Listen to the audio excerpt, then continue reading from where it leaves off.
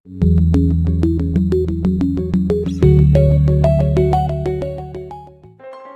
Friends, welcome back to the channel Nimi's cooking B. ಬನ್ನಿ ಇವತ್ತು ಮೈಸೂರು ಪಾಕ್ನ ಹೇಗೆ ಈಸಿಯಾಗಿ ಟೇಸ್ಟಿಯಾಗಿ ಮಾಡ್ಕೊಳ್ಳೋದು ನೋಡೋಣ. ಮೈಸೂರು ಪಾಕ್ ಅಂದ್ರೇ ಚಿಕ್ಕವರಿಂದ ದೊಡ್ಡವ್ರ ತನಕ ಎಲ್ಲರಿಗೂ ಇಷ್ಟ ಆಗುತ್ತೆ. ಬಟ್ ಈ ಮೈಸೂರು ಪಾಕ್ನ ನೀವು ಇನ್ನೊಂದು ಪೀಸ್ ಜಾಸ್ತಿನೇ ತಿನ್ಬೋದು. ಅದು ಹೇಗೆ ಅಂದರೆ ತುಪ್ಪ ಮತ್ತು ಸಕ್ಕರೆನ ಕಡಿಮೆ ಯೂಸ್ ಮಾಡಿರೋಂಥ ಮೈಸೂರು ಪಾಕ್ ತುಂಬ ಸಾಫ್ಟಾಗಿ ಟೇಸ್ಟಿಯಾಗಿ ಕೂಡ ಇರುತ್ತೆ. ಹಾಗಾದರೆ ಬನ್ನಿ ಮೈಸೂರು ಪಾಕ್ ಹೇಗೆ ಮಾಡ್ಕೊಳ್ಳೋದು ನೋಡೋಣ. ಅದಕ್ಕಿಂತ ಮುಂಚೆ ನೀವಿನ ಚಾನಲ್ನ ಸಬ್ಸ್ಕ್ರೈಬ್ ಮಾಡಿಲ್ಲ ಅಂದರೆ ಸಬ್ಸ್ಕ್ರೈಬ್ ಮಾಡ್ಕೊಳ್ಳಿ. ಹಾಗೆ ಪಕ್ಕದಲ್ಲಿ ಬರೋವಂಥ ಬೆಲ್ ಐಕನ್ನ ಕ್ಲಿಕ್ ಮಾಡೋದು ಮಾತ್ರ ಮರಿಬೇಡಿ. ಇವತ್ತು ನನ್ನ ಕಸಿನ್ ಬೆಸ್ಟ್ ಫ್ರೆಂಡ್ ಆಗಿರುವಂಥ ಅರುಣಾದು ಬರ್ತ್ಡೇ ಅಂತೆ. ಸೊ ಅವ್ರು ನನಗೆ ವಿಶ್ ಮಾಡೋಕ್ಕೆ ಹೇಳಿದ್ರು. ಸೊ ಇವತ್ತೇ ಅವ್ರ ಬರ್ತ್ಡೇ. ಇವರು ಅಬುದಾಬಿಯಲ್ಲಿರ್ತಾರಂತೆ. So Aruna, many more happy returns of the day and stay blessed.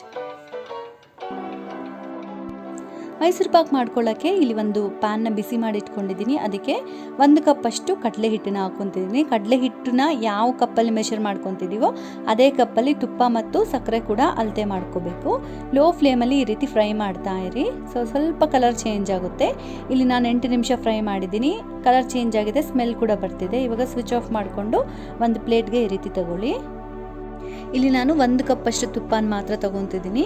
So ಈ 1 ಕಪ್ ತುಪ್ಪನ ಅದೇ ಕಪ್ಪಲ್ಲಿ ಮೆಜರ್ ಮಾಡಿ ಇಟ್ಕೊಳ್ಳಿ. ಇವಾಗ ಹುರಿದಿಟ್ಕೊಂಡಿದ್ದೀವಲ್ಲ ಆ ಕಡಲೆ ಹಿಟ್ಟನ್ನ ಈ ರೀತಿ ಜರಡಿ ಮಾಡ್ಕೊಳ್ಳಿ. ಸೊ ನೀವು ಫ್ರೈ ಮಾಡ್ಕೋಬೇಕಾದ್ರೆ ಲೋ ಫ್ಲೇಮಲ್ಲಿ ಇಟ್ಕೊಂಡು ಒಳ್ಳೆ ಸ್ಮೆಲ್ ಬರೋ ತನಕನೂ ನೀವು ಫ್ರೈ ಮಾಡ್ಕೊಳ್ಳಿ. ಮೀಡಿಯಮ್ ಫ್ಲೇಮ್, ಹೈ ಫ್ಲೇಮಲ್ಲಿ ಇಡಕ್ಕೆ ಹೋಗ್ಬೇಡಿ. ಲೋ ಫ್ಲೇಮಲ್ಲಿ ಇಟ್ಕೊಂಡೆ ಈ ಕಡಲೆ ಹಿಟ್ಟನ್ನ ಫ್ರೈ ಮಾಡ್ಕೊಳ್ಳಿ. ಆವಾಗಲೇ ಟೇಸ್ಟಿಯಾಗಿರೋಂಥ ಮೈಸೂರು ಪಾಕ್ ಆಗುತ್ತೆ. ಇವಾಗ 1 ಕಪ್ಪಷ್ಟು ನಾವು ಮೆಜರ್ ಮಾಡಿ ಇಟ್ಕೊಂಡಿದ್ದೀವಲ್ಲ ಅದರಲ್ಲಿ ಅರ್ಧ ಕಪ್ಪಷ್ಟು ತುಪ್ಪನ ಈ ರೀತಿ ಸ್ವಲ್ಪನೇ ಹಾಕ್ಕೊಂಡು ಈ ರೀತಿ ನೀಟಾಗಿ ಮಿಕ್ಸ್ ಮಾಡಿಕೊಂಡು ಸೈಡ್ಗಿಡಿ. ಇನ್ನು ಅರ್ಧ ತುಪ್ಪನ ಆಮೇಲೆ ಯೂಸ್ ಮಾಡೋಣ. ಸೊ ಇವಾಗ ಅದೇ ಪ್ಯಾನಲ್ಲಿ 1 ಕಪ್ಪಷ್ಟು ಸಕ್ಕರೆ, 1/4 ಕಪ್ಪಷ್ಟು ನೀರನ್ನ ಹಾಕಿ ಈ ರೀತಿ ಮೀಡಿಯಂ ಫ್ಲೇಮಲ್ಲಿ ಮಿಕ್ಸ್ ಮಾಡ್ತಾ ಇರಿ. ಒಂದು 3-4 ನಿಮಿಷ ಆಗಿದೆ, ನೋಡ್ತಿದ್ರಲ್ಲ ಈ ರೀತಿ ಆಗಿದೆ. ಇವಾಗ ಪಾಕ ಬಂದಿದೆಯಾ ಚೆಕ್ ಮಾಡೋಣ. ಸೊ ಈ ರೀತಿ ನೋಡ್ತಿದ್ದೀರಲ್ಲ, ಒಂದೆಳೆ ಪಾಕ ಅಂತಾರಲ್ಲ, ಸೊ ಅದು ಕರೆಕ್ಟಾಗಿ ಬಂದಿದೆ. ಸೊ ಇಲ್ಲಿ ನೋಡ್ತಿದ್ರಲ್ಲ ಈ ರೀತಿ ಆಗಬೇಕು.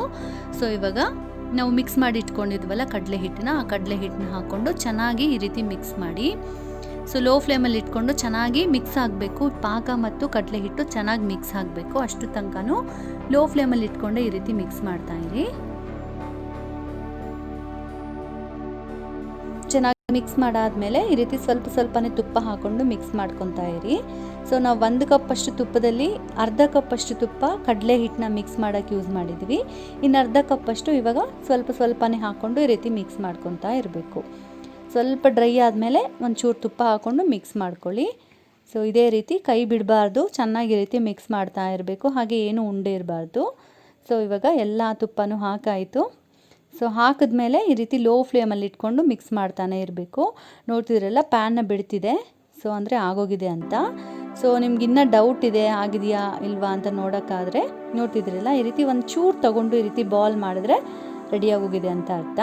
ಸೊ ಇವಾಗ ತುಪ್ಪ ಸವರಿಟ್ಕೊಂಡಿರುವಂಥ ಬೌಲ್ ಅಥವಾ ಟ್ರೇಯಲ್ಲಿ ನೀವು ಈ ರೀತಿ ಟ್ರಾನ್ಸ್ಫರ್ ಮಾಡ್ಕೊಳ್ಳಿ. ಸೊ ಟ್ರಾನ್ಸ್ಫರ್ ಮಾಡಿಕೊಂಡು ಮೇಲೆ ಏನು ಪ್ರೆಸ್ ಮಾಡೋಕ್ಕೆ ಹೋಗಬೇಡಿ. ಯಾವುದಾದ್ರೂ ಒಂದು ಸ್ಪೂನ ತಗೊಂಡು ನೀಟಾಗಿ ಈ ರೀತಿ ಶೇಪ್ ಮಾಡ್ಕೊಳ್ಳಿ ಅಷ್ಟೇ. ತುಂಬ ಪ್ರೆಸ್ ಮಾಡಿದ್ರೆ ಹಾರ್ಡ್ ಆಗೋಗುತ್ತೆ. ಸೊ ಆದಷ್ಟು ಲೈಟಾಗಿ ಈ ರೀತಿ ಟ್ಯಾಪ್ ಮಾಡಿಕೊಂಡು ನೀಟಾಗಿ ಶೇಪ್ ಮಾಡಿ ಒಂದು ಅರ್ಧ ಗಂಟೆ ಹಾಗೆ ಬಿಟ್ಬಿಡಬೇಕು. ಆಮೇಲೆ ಕಟ್ ಮಾಡ್ಕೊಳ್ಳೋಣ.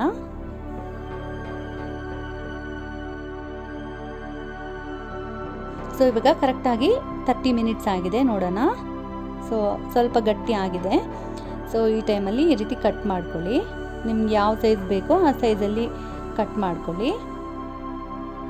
ಸ್ವಲ್ಪ ಹುಷಾರಾಗಿ ಕಟ್ ಮಾಡ್ಕೊಳ್ಳಿ.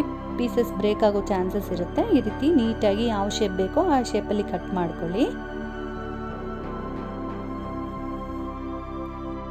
ಸೊ ಎಂಡ್ಸಲ್ಲಿ ಕೂಡ ಈ ರೀತಿ ನೈಫಿಂದ ಅಂದರೆ ಈಸಿಯಾಗಿ ಡಿಮೋಲ್ಡ್ ಆಗುತ್ತೆ.